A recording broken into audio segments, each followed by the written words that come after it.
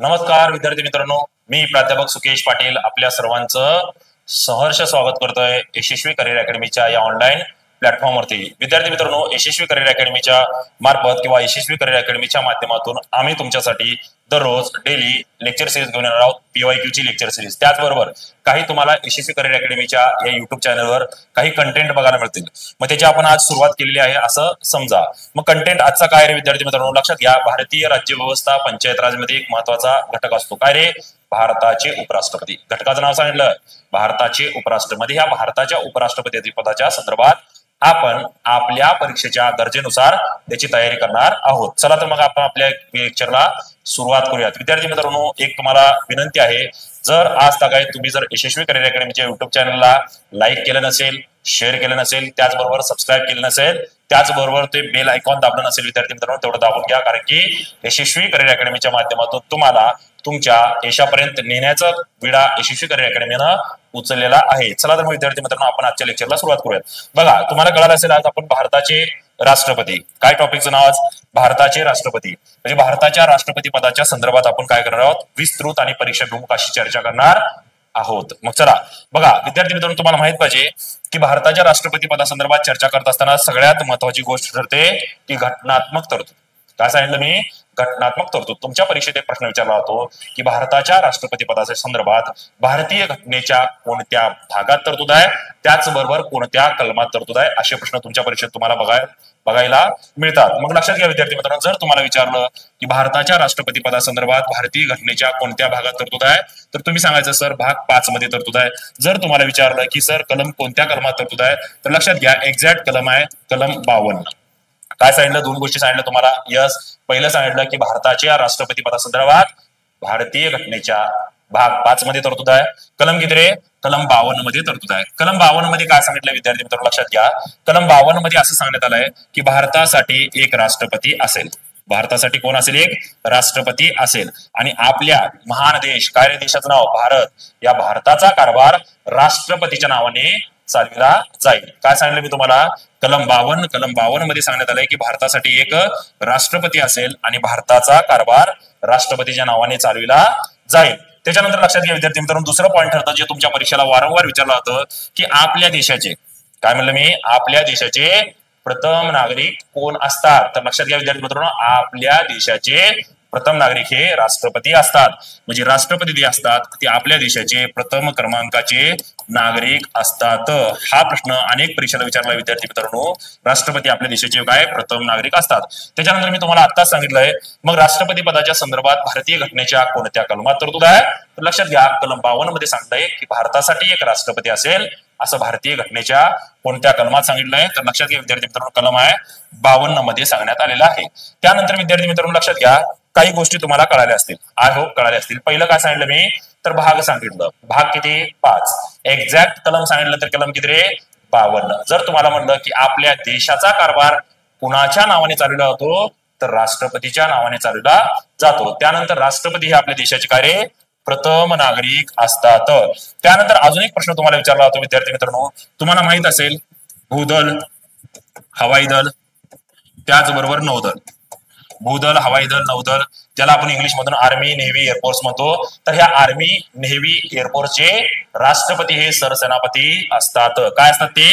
राष्ट्रपती army, navy, एअरफोर्सचे सरसेनापती म्हणून कार्य करतात। तुम्हाला परीक्षेत हा सुद्धा प्रश्न विचारलेला आहे। म्हणजे आर्मी, नेव्ही, एअरफोर्सचे राष्ट्रपती हे सरसेनापती म्हणून काम करतात। कोणत्या कलमानुसार? कलम 53 पोटकलम 2 नुसार ते कार्य करतात। आय होप तुमचा हा पॉईंट कव्हर झाला असेल विद्यार्थी मित्रांनो। मग पुढं मग लक्षात घ्या विद्यार्थी मित्रांनो, आपला पुढचा पॉईंट हा ठरतो, सर आम्हाला बेसिक गोष्टी राष्ट्रपतीच्या कळाल्या, मग राष्ट्रपतीची निवडणूक त्या संदर्भात काही गोष्टी सांगा। लगेच सांगतो। तर लक्षात घ्या विद्यार्थी मित्रांनो, भारतामध्ये राष्ट्रपतीची निवडणूक होते का? तर त्याचं उत्तर आहे यस। काय सांगितलं? भारतामध्ये राष्ट्रपतीची निवडणूक होते का? तर त्याचं उत्तर आहे यस। मग सर भारतामध्ये राष्ट्रपतीची निवडणूक प्रत्यक्ष पद्धतीने होते की अप्रत्यक्ष पद्धतीने होते? तर लक्षात घ्या विद्यार्थी मित्रांनो, भारतामध्ये राष्ट्रपतीची पहिल्यांदा निवडणूक होते। ओके, ती कोणत्या पद्धतीने होते? तर लक्षात घ्या ती अप्रत्यक्ष पद्धतीने होते विद्यार्थी मित्रांनो। ती अप्रत्यक्ष पद्धतीने होते, म्हणजेच ती प्रत्यक्ष पद्धतीने होत नाही। अप्रत्यक्ष पद्धतीने म्हणजे काय विद्यार्थी मित्रांनो? लक्षात घ्या, आपण निवडून दिलेले जे आमदार आणि खासदार असतात तर ते लोक जाऊन राष्ट्रपतीची निवड करतात किंवा त्या राष्ट्रपतीच्या निवडणुकीत त्यांना मतदानाचा अधिकार असतो, त्यामुळे राष्ट्रपतीची निवडणूक कशी होते, अप्रत्यक्ष पद्धतीने होते, ती प्रत्यक्ष पद्धतीने होत नाही. मग सर मग भारताच्या राष्ट्रपतीची निवडणूक, मग लक्षात घ्या तुम्हाला परीक्षेत प्रश्न विचारला होतो की भारताच्या राष्ट्रपतीची निवडणूक एका निर्वाचन मंडळामार्फत होते, असं कोणत्या कलमात सांगण्यात आलंय, कलम 54. किती रे कलम, भारतीय संविधानाचा कलम 54 सांगतोय की भारताच्या राष्ट्रपतीची निवड एका निर्वाचन मंडळामार्फत होते. कुणामार्फत, निर्वाचन मंडळामार्फत होते. परीक्षेत प्रश्न हा असतो विद्यार्थी मित्रांनो की भारताच्या राष्ट्रपतीची निवड ज्या निर्वाचन मंडळामार्फत होते त्यामध्ये कुणाचा समावेश असतो, कुणाचा समावेश असतो. मग लक्षात घ्या विद्यार्थी मित्रांनो, एका वाक्यात लक्षात घ्यायचं की राष्ट्रपतीची निवडणूक एका निर्वाचन मंडळामध्ये होते, त्यामध्ये कोण असतं रे, तर लक्षात घ्या विद्यार्थी मित्रांनो, सिंपल आहे, त्यामध्ये सर्व खासदार असतात. काय असतात, सर्व खासदार असतात, ते लोकसभेच्या असू द्या किंवा राज्यसभेच्या, पण कसले खासदार, निर्वाचित खासदार असतात. कसले खासदार रे, निर्वाचित किंवा निवडून आलेले खासदार असतात. म्हणजे लक्षात घ्या विद्यार्थी मित्रांनो, राष्ट्रपतीचे निर्वाचन मंडळ कलम 54 त्यामध्ये कोण असतं, सर्व खासदार, पण कसले, निर्वाचित. निर्वाचित म्हणजे निवडून आलेले. दुसरं कोण असतं रे विद्यार्थी मित्रांनो, सर्व विधानसभेचे आमदार असतात. सर्व विधानसभेचे आमदार असतात, पण कसले, निवडून आलेले. सर्व विधानसभेचे आमदार असतात, पण कसले, निवडून आलेले किंवा निर्वाचित विधानसभेचे आमदार असतात. त्याचबरोबर लक्षात घ्या विद्यार्थी मित्रांनो, दिल्ली आणि पुदुचेरी, दिल्ली आणि पुदुचेरी, ओके, दिल्ली म्हणा, पुदुचेरी म्हणा, त्याचबरोबर तुम्हाला माहित असेल विद्यार्थी मित्रांनो, जम्मू आणि काश्मीर म्हणा, जम्मू आणि काश्मीर. का सांगितलं विद्यार्थी मित्रांनो हे वेगळं, लक्षात घ्या, दिल्ली केंद्रशासित प्रदेश आहे, पुदुचेरी केंद्रशासित प्रदेश आहे, जम्मू आणि काश्मीर केंद्रशासित प्रदेश आहे. तर या केंद्रशासित प्रदेशाचे निवडून आलेले विधानसभेचे आमदार सुद्धा राष्ट्रपतीच्या निवडणुकीत त्यांना सुद्धा मतदानाचा अधिकार असतो. मग लक्षात घ्या विद्यार्थी मित्रांनो, राष्ट्रपतीच्या निवडणुकीत यांना मतदानाचा अधिकार असतो. कळालं, कुणाला, सर्व खासदार, पण कसले, निवडून आले, ते लोकसभेचे असू दे किंवा राज्यसभेचे असू द्या. नियुक्त खासदारांना मतदानाचा अधिकार नसतो, ही पहिली गोष्ट कळाली. दुसरी गोष्ट तुम्हाला कळाली असेल की लक्षात घ्या, सर्व आमदार असतात विधानसभेचे, पण कसले, निवडून आलेले असतात, निर्वाचित असतात, नियुक्त नसतात. त्यानंतर तुम्हाला माहित आहे, दिल्ली म्हणा, पुदुचेरी म्हणा, जम्मू काश्मीर म्हणा, या 3 केंद्रशासित प्रदेशामध्ये विधानसभा आहे, आणि या विधानसभेचे जे निवडून आलेले आमदार असतात तर त्यांना सुद्धा राष्ट्रपतीच्या निवडणुकीत मतदानाचा अधिकार असतो आणि का रे, असतो. त्याच्यानंतर विद्यार्थी मित्रांनो ह्या गोष्टी कळाल्या. मग सर आम्हाला हे कळालं की राष्ट्रपतीच्या निर्वाचन मंडळामध्ये कुणाचा समावेश असतो, त्या गोष्टी आम्हाला कळाल्या. मग आम्हाला हे सांगा की राष्ट्रपतीच्या निर्वाचन मंडळामध्ये कुणाचा समावेश नसतो. असतो कुणाचा कळाला, मग नसतो कुणाचा. एकच वाक्य लक्षात ठेवायचं विद्यार्थी मित्रांनो, काय रे, एकच लक्षात ठेवायचं. बघा, लोकसभा आणि राज्यसभेचे नियुक्त खासदार, काय म्हणलं मी, लोकसभा राज्यसभेचे नियुक्त खासदार त्यामध्ये नसतात. म्हणजेच काय रे, निर्वाचित असतात, नियुक्त नसतात. दुसरं लक्षात घ्या, राज्य विधानसभेचे नियुक्त आमदार, राज्य विधानसभेचे जे नियुक्त आमदार असतात ते त्यामध्ये नसतात. आणि सगळ्यात महत्वाचा प्रश्न इथं असतो विद्यार्थी मित्रांनो, प्रश्न असतो 3ऱ्या क्रमांकाला, काय की विधान परिषदेचे आमदार राष्ट्रपतीच्या निर्वाचन मंडळामध्ये असतात की नसतात. तर लक्षात घ्या, विधान परिषदेचे आमदार राष्ट्रपतीच्या निर्वाचन मंडळामध्ये नसतात. काय म्हणलं, विधान परिषदेचे आमदार, जी विधान परिषद असते विद्यार्थी मित्रांनो, तर ह्या विधान परिषदेचे काय रे, आमदार राष्ट्रपतीच्या निर्वाचन मंडळामध्ये नसतात. हेच तुम्हाला परीक्षेत विचारलं जातं. निर्वाचन मंडळामध्ये नसतात कोण, विधान परिषदेचे आमदार. आय होप तुमचा हा पॉईंट कव्हर झाला असेल. मग लक्षात घ्या विद्यार्थी मित्रांनो, पुढचा पॉईंट काय रे, की राष्ट्रपतींचा कार्यकाळ. ओके, राष्ट्रपतींचा कार्यकाळ पहिला पॉईंट. त्याच्यानंतर दुसरा पॉईंट ठरतो राष्ट्रपतींना राजीनामा द्यायचा संदर्भ काय, आणि तिसरा पॉईंट ठरतो राष्ट्रपतींना पदावरून दूर करणे. लक्षात घ्या विद्यार्थी मित्रांनो, पहिलं मग राष्ट्रपतीचा कार्यकाळ किती असतो सर, तर लक्षात घ्या, सिंपल आहे, राष्ट्रपतीचा कार्यकाळ हा 5 वर्षाचा असतो. किती वर्षाचा असतो रे राष्ट्रपतीचा कार्यकाळ, हा 5 वर्षाचा असतो. तुम्हाला जर परीक्षेत प्रश्न विचारला की राष्ट्रपतीचा कार्यकाळ किती असतो, तर 5 वर्षाचा असतो. मग सर राष्ट्रपतीचा जो 5 वर्षाचा कार्यकाळ आहे तो कधीपासून मोजला जातो, हा सुद्धा प्रश्न विचारलाय. बघा, ज्या दिवशी त्यांनी पदग्रहण केलंय, राष्ट्रपतीने ज्या दिवशी पदग्रहण केलंय तिथून त्यांचा कार्यकाळ किती असतो रे, 5 वर्ष इतका असतो. आय होप तुमचा हा पॉईंट कव्हर झाला असेल. पुढचा पॉईंट सर, मग राष्ट्रपतीचा कार्यकाळ 5 वर्षाचा असतो.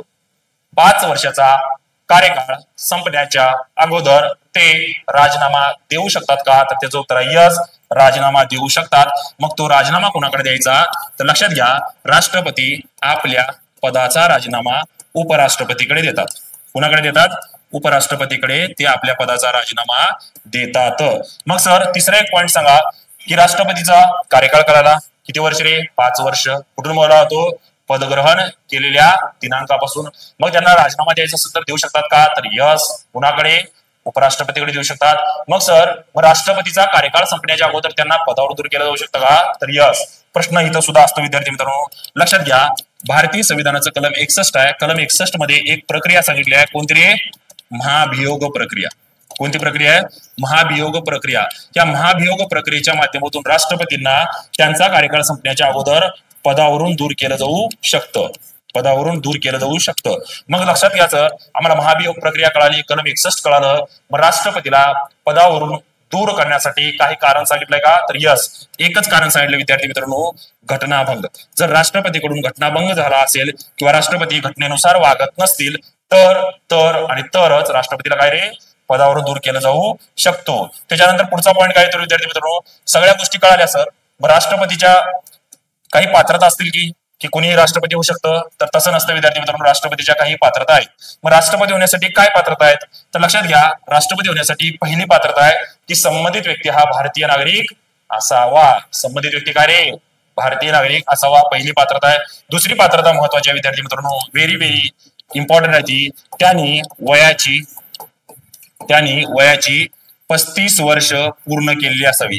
पहिली काय पात्रता काय सांगितलं की राष्ट्रपतीसाठी पहिली पात्रता सांगितलंय की काय सांगितलं की ते भारतीय नागरिक असावेत। दुसरं सांगितलं की त्यांनी वयाची 35 वर्ष पूर्ण केलेली असावी। आणि तिसरी पात्रता महत्वाची विद्यार्थी मित्रांनो, ते लोकसभेचा सदस्य म्हणून निवडून येण्यास पात्र असावेत। पहिली भारतीय नागरिक, दुसरी वयाची किती? 35 वर्ष काय रे? पूर्ण केलेली असावी। तिसरी काय? लोकसभेचा सदस्य म्हणून निवडून येण्यास पात्र असावेत। त्याच्यानंतर विद्यार्थी मित्रांनो लक्षात घ्या, राष्ट्रपतीचं वेतन आणि भत्ते, आणि त्याच्यानंतर राष्ट्रपतीची शपथ। लक्षात घ्या विद्यार्थी मित्रांनो, राष्ट्रपतींना राष्ट्रपती म्हणून काही वेतन आणि भत्ते मिळतं का? तर त्याचं उत्तर आहे यस, राष्ट्रपतींना राष्ट्रपती म्हणून काही वेतन आणि भत्ते मिळतं। मग सर आम्हाला हे सांगा की राष्ट्रपतींचं वेतन आणि भत्ते निश्चित करण्याचा अधिकार कोणाला असतो? लक्षात घ्या विद्यार्थी मित्रांनो, राष्ट्रपतीचं वेतन व भत्ते निश्चित करण्याचा अधिकार असतो संसदेला। कुणाला रे? राष्ट्रपतीचं वेतन म्हणा, त्याचबरोबर भत्ते म्हणा, हे निश्चित करण्याचा अधिकार कोणाला असतो? संसदेला असतो। संसद कसं करते? संसद कायदा करून राष्ट्रपतीचं वेतन आणि भत्ते मिळतं। मग सर आम्हाला हे कळालं की संसद निश्चित करते, कायदा करून ते निश्चित करते। मग सध्या सांगा आपल्या राष्ट्रपतीला किती किती किती वेतन आणि भत्ते आहेत? तर लक्षात घ्या विद्यार्थी मित्रांनो, सध्या भारताच्या राष्ट्रपतीला 5 लाख रुपये इतकं वेतन आणि भत्ते मिळतं। किती रे? 5 लाख रुपये इतकं वेतन आणि भत्ते मिळतं। पुढे जाऊन विद्यार्थी मित्रांनो शपथ, पुढे जाऊन काय? शपथ। मग सर भारताच्या राष्ट्रपतींना पद ग्रहण करण्याच्या अगोदर शपथ दिली जाऊ शकते का? तर यस, शपथ दिली जाऊ शकते। मग मला सांगा, राष्ट्रपतींना पद ग्रहण करण्यापूर्वी कोण शपथ देतं? सरन्यायाधीश शपथ देतात। म्हणजे राष्ट्रपतींना पद ग्रहण करण्यापूर्वी कोण रे? सरन्यायाधीश। कोणते न्यायाधीश? सरन्यायाधीश ही पदाची शपथ देतात। पदाची काय रे? शपथ देतात। मग सर समजा सरन्यायाधीश पद रिक्त असेल तर, सरन्यायाधीश पद हे रिक्त असेल तर लक्षात ठेव राजा, सरन्यायाधीश पद रिक्त असेल तर सर्वोच्च न्यायालयातील सर्वोच्च न्यायालयातील दुसरे सर्वात ज्येष्ठ न्यायाधीश असणार आहेत, तर ते राष्ट्रपतींना पद आणि गोपनीयतेची काय रे? शपथ देतात। त्यानंतर पुढचं पॉईंट काय सर? तर लक्षात घ्या, राष्ट्रपतीला मग काही कार्य सुद्धा असणार। राष्ट्रपतीचे काही कार्य सुद्धा असणार। मग राष्ट्रपतीच्या कार्यामध्ये काय असणार विद्यार्थी मित्रांनो? लक्षात घ्या, राष्ट्रपतीच्या कार्यामध्ये पहिली कार्य लक्षात ठेवायचं, केंद्र सरकारमधील जे महत्वाचे घटनात्मक पद आहेत, काय सांगितलं? केंद्र सरकारमधील जे महत्वाचे घटनात्मक पद आहेत त्या पदावरील व्यक्तीची नेमणूक कोण करतं रे? राष्ट्रपती करतं। मग सर उदाहरणार्थ सांगा, लगेच सांगतो, तुम्हाला माहित असेल महान्यायवादी नावाचं पद आहे, महान्यायवादी नावाचं पद आहे। तुम्हाला दुसरं पद माहित असेल कॅग नावाचं पद आहे। तुम्हाला माहित असेल सुप्रीम कोर्ट माहित असेल, हायकोर्ट माहित असेल, सुप्रीम कोर्ट म्हणा, हायकोर्ट म्हणा, या सुप्रीम कोर्ट हायकोर्ट मधील न्यायाधीशांची नेमणूक करण्याचा अधिकार कोणाला असतो? राष्ट्रपतीला असतो। त्यानंतर लक्षात घ्या विद्यार्थी मित्रांनो, निवडणूक आयुक्त म्हणा, मुख्य निवडणूक आयुक्त आणि इतर निवडणूक आयुक्त म्हणा, संघ लोकसेवा आयोगाचे अध्यक्ष आणि सदस्य म्हणा, राज्यपाल यांची नेमणूक कोण करतं? राष्ट्रपती करतात। त्यानंतर सर दुसरं कोणतं काम असतं? तर लक्षात घ्या, 3 प्रकारच्या आणीबाणीची घोषणा राष्ट्रपती करू शकतात। लक्षात घ्या, आणीबाणी किती आहेत रे? 3। पहिली 352, दुसरी 356, तिसरी कोणती रे? 360। 352 ची राष्ट्रीय आणीबाणी, 356 ची राज्य आणीबाणी, 360 ची आर्थिक आणीबाणी कोण घोषित करतं? राष्ट्रपती घोषित करतात। कोण घोषित करतं? राष्ट्रपती घोषित करतात। त्यानंतर लक्षात घ्या विद्यार्थी मित्रांनो, आणीबाणीच्या काळात मूलभूत हक्क स्थगित करण्याचा अधिकार फक्त कोणाला असतो रे? राष्ट्रपतींना असतो। म्हणजे आणीबाणीच्या काळात मूलभूत हक्क स्थगित करता येतात का? तर यस येतात. कोण करतं? राष्ट्रपती करतात. त्यानंतर राष्ट्रपतीच्या सही विना कोणत्याही विधेयकाचे कायद्यात रूपांतर होत नाही. तुम्हाला परीक्षेला पडलेला प्रश्न आहे की कोणाच्या संमतीशिवाय किंवा कुणाच्या सहीशिवाय एखाद्या विधेयकाचे कायद्यात रूपांतर होत नाही. उत्तर काय असणार आहे? राष्ट्रपती असणार आहे. आणि कोणताही प्रदेश अनुसूचित क्षेत्र म्हणून घोषित करण्याचा अधिकार सुद्धा कोणाला असतो रे? राष्ट्रपतींना असतो. ओके. त्यानंतर लक्षात घ्या विद्यार्थी मित्रांनो, राष्ट्रपती तुम्हाला माहित असेल त्यानंतर अजून काही नेमणूक आहेत. राष्ट्रपती पंतप्रधान आणि पंतप्रधानाच्या सल्ल्याने इतर मंत्र्यांची नेमणूक करतात. बघा तुम्हाला परीक्षेत प्रश्न काय विचारतो, तर भारतीय घटनेचं कलम किती रे? 75. भारतीय घटनेचं कलम किती? 75. काय सांगतं की राष्ट्रपती पंतप्रधानाची नेमणूक करू शकतात. कलम 75. राष्ट्रपती पंतप्रधानाची नेमणूक करतात. किती रे? कलम 75 नुसार राष्ट्रपती पंतप्रधानाची नेमणूक करतात आणि पंतप्रधानाच्या सल्ल्यानुसार इतर मंत्र्याची नेमणूक करतात. लक्षात घ्या इथं थोडं तुमचं जंबल होऊ शकतं. काय जंबल होऊ शकते की राष्ट्रपती स्वमर्जीनुसार मंत्र्याची नेमणूक करू शकतात का? तर नाही. राष्ट्रपती मंत्र्याची नेमणूक पंतप्रधानाच्या सल्ल्या किंवा शिफारशीशिवाय करू शकत नाही. दुसरं, अर्थविधेयक केवळ राष्ट्रपतीच्या पूर्वसंमतीनेच लोकसभेत मांडावं लागतं. एखादं अर्थविधेयक असतं किंवा धनविधेयक असतं तर ते धनविधेयक किंवा अर्थविधेयक राष्ट्रपतीच्या पूर्वसंमतीशिवाय लोकसभेत मांडता येत नाही. हा एक प्रश्न आहे. आणि राष्ट्रपती लोकसभा अध्यक्ष उपाध्यक्ष हे दोन्ही रिक्त पदे, लोकसभेचे अध्यक्ष पद म्हणा लोकसभेचं उपाध्यक्ष पद म्हणा, हे दोन्ही पदे रिक्त असल्यास लोकसभेचं कामकाज सुरू करण्यासाठी राष्ट्रपती लोकसभेच्या एखाद्या सदस्याला कार्य अध्यक्ष म्हणून नेमू शकतात. हे झाले राष्ट्रपतीचे कार्य. मग विद्यार्थी मित्रांनो पुढे काय रे? पुढचा महत्वाचा टॉपिक आहे मग आतापर्यंतचे राष्ट्रपती. काय सांगितलं? आतापर्यंतचे राष्ट्रपती. मग आतापर्यंतचे राष्ट्रपती कोण कोण होते? बघा पहिलं लक्षात घ्या विद्यार्थी मित्रांनो, परीक्षेत विचारलं होतं भारताचे पहिले राष्ट्रपती कोण? काय म्हणलं मी? भारताचे पहिले राष्ट्रपती कोण? तर लक्षात घ्या भारताचे पहिले राष्ट्रपती आहेत डॉक्टर राजेंद्र प्रसाद. डॉक्टर राजेंद्र प्रसाद हे भारताचे पहिले राष्ट्रपती आहेत. त्याचबरोबर त्यांचं अजून एक लक्षात ठेवा ते भारताचे 2 वेळा राष्ट्रपती होते. त्याचबरोबर अजून एक लक्षात ठेवा ते भारताचे सर्वात जास्त कालावधीसाठी किंवा काळासाठी काय होते? राष्ट्रपती होते. सर डॉक्टर राजेंद्र प्रसादच्या 3 गोष्टी सांगितलं. पहिलं काय रे? भारताचे पहिले राष्ट्रपती होते. दुसरं काय? भारताचे 2 वेळा राष्ट्रपती होते. तिसरं काय? सर्वात जास्त वेळा राष्ट्रपती, सर्वात जास्त कालावधीसाठी ते राष्ट्रपती होते. आणि डॉक्टर राजेंद्र प्रसाद हे असे एकमेव राष्ट्रपती आहेत कार्य एकमेव राष्ट्रपती आहेत जे भारताचे 2 वेळा राष्ट्रपती होते. किती वेळा? 2 वेळा राष्ट्रपती असणारे ते एकमेव आहेत. त्यानंतर लक्षात घ्या विद्यार्थी मित्रांनो दुसरं doctor Zakir Hussain. Okay. Doctor Zakir Hussain. Doctor Zakir Hussain हे भारताचे पहिले मुस्लिम राष्ट्रपती आहेत. काय म्हणलं? डॉक्टर झाकीर हुसेन हे भारताचे पहिले मुस्लिम राष्ट्रपती आहेत. त्याचबरोबर राष्ट्रपती पदावर असताना निधन पावलेले पहिले राष्ट्रपती डॉक्टर झाकीर हुसेन हे भारताचे पहिले मुस्लिम राष्ट्रपती होते. ओके. भारताचे पहिले मुस्लिम राष्ट्रपती होते. त्याचबरोबर राष्ट्रपती पदी असताना निधन पावलेले ते पहिले राष्ट्रपती होते. राजा चला त्याच्यानंतर काय रे? तर पुढे लक्षात घ्या विद्यार्थी मित्रांनो भारताच्या काही महत्वाचे राष्ट्रपती बघ. त्यानंतर लक्षात घ्या अजून एक नाव लक्षात घ्या जे 2024 मध्ये परीक्षेला पडलेलं होतं विद्यार्थी मित्रांनो. लक्षात घ्या. ओके. लक्षात घ्या की ते 2024 मध्ये परीक्षेला पडलेलं होतं. ओके. 2024 मध्ये परीक्षेला पडलेलं होतं विद्यार्थी मित्रांनो. ते नाव काय रे? ते नाव तर लक्षात घ्या ते नाव आहे प्रतिभाताई पाटील. काय नाव त्यांचं? प्रतिभाताई पाटील. लक्षात घ्या डॉक्टर प्रतिभाताई पाटील या भारताच्या राष्ट्रपती होणाऱ्या पहिल्या महिला होत्या. म्हणजे तुम्हाला परीक्षेत प्रश्न पडतं की भारताच्या पहिल्या महिला राष्ट्रपती कोण? 2024 ला पोलीस भरतीला आलेला प्रश्न आहे की भारताच्या पहिल्या महिला राष्ट्रपती कोण? उत्तर काय देणार तुम्ही? प्रतिभाताई पाटील. काय म्हणलं? प्रतिभाताई पाटील. प्रतिभाताई पाटील भारताच्या प्रथम महिला राष्ट्रपती, भारताच्या पहिल्या महिला राष्ट्रपती. आणि प्रतिभाताई पाटील यांचा कार्यकाळ जर विचारला विद्यार्थी मित्रांनो लक्षात घ्या प्रतिभाताई पाटील यांचा कार्यकाळ 2007 ते 2012 पर्यंत त्या भारताच्या कार्य राष्ट्रपती होत्या. लक्षात राहत नाही कसं लक्षात ठेवायचं? प्रतिभाताई पाटील यांचा कार्यकाळ 7-12 कार्य 7-12 बरोबर का? प्रतिभाताई पाटील यांचा कार्यकाळ लक्षात राहत नाही काय करायचं सर? मग एक शब्द लक्षात ठेवू 7-12 लक्षात राहत असेल. ओके. मग भारताचे पहिले दलित राष्ट्रपती लक्षात घ्या विद्यार्थी मित्रांनो भारताचे पहिले दलित राष्ट्रपती सुद्धा तुम्हाला माहित पाहिजे. काय रे? KR नारायणन हे भारताचे पहिले दलित राष्ट्रपती होते. त्यानंतर विद्यार्थी मित्रांनो अजून आपल्याला काही गोष्टी माहित पाहिजे. सर सगळं कळालं मग अजून 2 राष्ट्रपती सांगा. एक नीलम संजीव रेड्डी. लक्षात घ्या विद्यार्थी मित्रांनो नीलम संजीव रेड्डी हे भारताचे पहिले बिनविरोध राष्ट्रपती होते. म्हणजे नीलम संजीव रेड्डी ज्यावेळेस राष्ट्रपती झाले होते त्यावेळेस त्यांना कोणीही विरोध केला नव्हतं. अविरोध राष्ट्रपती होणारे ते पहिले होते. त्यानंतर व्ही व्ही गिरी एक दुसरं नाव आहे ते भारताचे पहिले अपक्ष राष्ट्रपती होते. त्यानंतर विद्यार्थी मित्रांनो सगळ्यात महत्वाचं नाव भारताच्या सध्याच्या राष्ट्रपती काय म्हणलं मी? भारताच्या सध्याच्या राष्ट्रपती. नाव काय त्यांचं? तर लक्षात घ्या विद्यार्थी मित्रांनो, भारताच्या सध्याच्या राष्ट्रपती कोण आहेत रे? द्रौपदी मुर्मू. काय सांगितलं? भारताच्या सध्याच्या राष्ट्रपती. नाव काय त्यांचं? की भारताच्या सध्याच्या राष्ट्रपती सर द्रौपदी मुर्मू ह्या आहेत. आणि द्रौपदी मुर्मू ह्या भारताच्या आतापर्यंतच्या सर्वात तरुण राष्ट्रपती आहेत. तरुण राष्ट्रपती आहेत. त्याचबरोबर त्या भारताच्या 15व्या राष्ट्रपती आहेत. कितव्या राष्ट्रपती आहेत रे? 15व्या राष्ट्रपती आहेत. त्याचबरोबर ते सर्वात तरुण राष्ट्रपती आहेत. नाव काय त्यांचं? द्रौपदी मुर्मू. 2024 ला तुमच्या पोलीस भरतीला आलेला प्रश्न आहे की द्रौपदी मुर्मू हे कोणत्या राज्याशी संबंधित आहेत? लक्षात घ्या, त्या ओडिसा या राज्यातल्या आहेत. त्याचबरोबर त्या कोणत्या राज्याच्या राज्यपाल होत्या? तर त्या झारखंड नावाच्या राज्याच्या राज्यपाल होत्या. बघा काय सांगितलं? द्रौपदी मुर्मू. द्रौपदी मुर्मू या भारताच्या काय रे? सर्वात तरुण राष्ट्रपती. त्याचबरोबर काय सांगितलं? 15व्या राष्ट्रपती. त्याचबरोबर ते कोणत्या राज्याशी संबंधित आहेत? लक्षात घ्या, ओडिसा या राज्याशी संबंधित आहेत. आणि त्या कोणत्या राज्याच्या राज्यपाल होत्या? झारखंडच्या राज्यपाल होत्या. कोणाच्या? झारखंडच्या राज्यपाल होत्या. आणि लक्षात घ्या विद्यार्थी मित्रांनो, द्रौपदी मुर्मू या आदिवासी समाजातून येतात. काय म्हणलं? आदिवासी समाजातून येतात.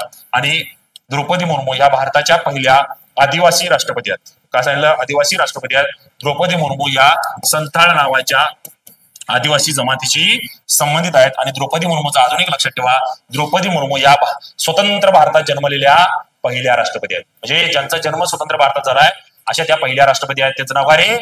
द्रौपदी मुर्मू. चला विद्यार्थी मित्रांनो लक्षात घ्या, आपण भारताचे राष्ट्रपती. राजांनो, चांगलं झालं असेल, तुमचं क्लिअर झालं असेल, सगळे पॉईंट व्यवस्थित झाले असतील. काय करायचं? आम्ही तुम्हाला राष्ट्रपती शिकवतोय, तुम्ही काय करायचं? तुम्ही काय ना काहीतरी केलं पाहिजे ना राजांनो. काय करायचं?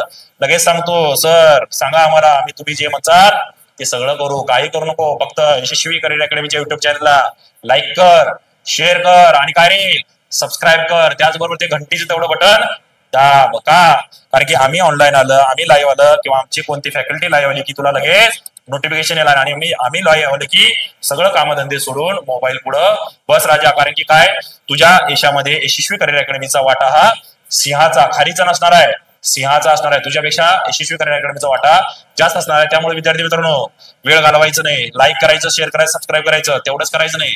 शेअर ग्रामीण भागातल्या गरजू विद्यार्थ्यापर्यंत या चॅनलची लिंक केली पाहिजे. तुम्हीच आहात आमच्या चॅनलचे काय रे? Brand ambassador. चला मग भेटूयात नव्या व्हिडिओमध्ये नव्या दमाने. तोपर्यंत नमस्कार.